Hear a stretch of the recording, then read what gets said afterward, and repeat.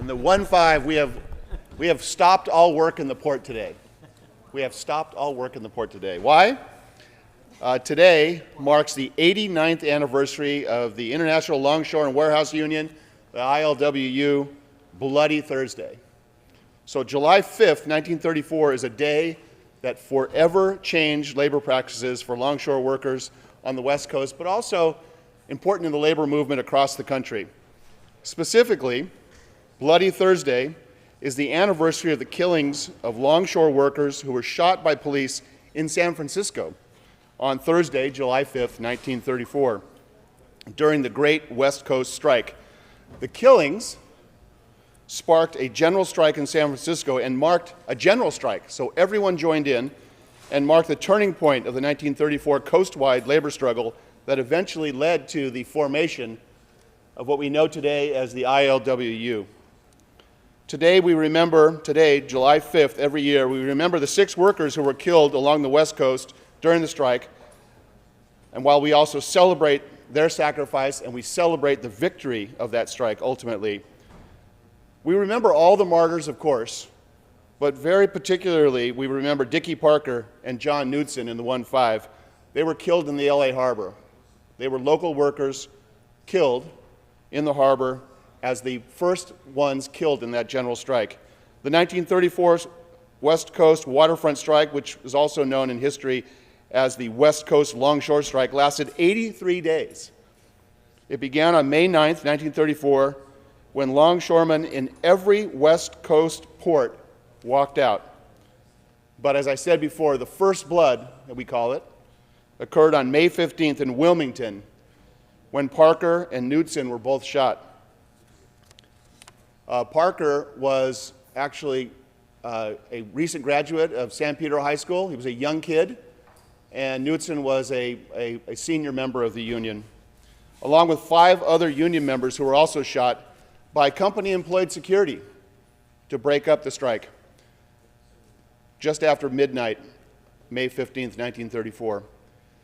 This was the first of several deadly confrontations on the docks that year between strikers and strike breakers that involved the employer's use of both armed private security and local police. Parker died on the way to the hospital, while Knudsen held on for weeks before dying of his wounds. Public response to the killing of both men was overwhelming, with an estimated 8,000 people lined the streets from San Pedro all the way to Roosevelt Cemetery, which is in the Gateway, a parade that we just followed this morning. Those 8,000 people witnessed the procession that stretched 6 miles long. Law enforcement had said that there was going to be rioting that day. There was not. But because the event of the burial and the procession was peaceful, public support really increased for the union cause. It was a turning point in the Great Strike. Bloody Thursday also serves as a time to reflect on all of the sacrifices made by generations of longshore workers who have struggled and fought to improve wages and the conditions on the waterfront.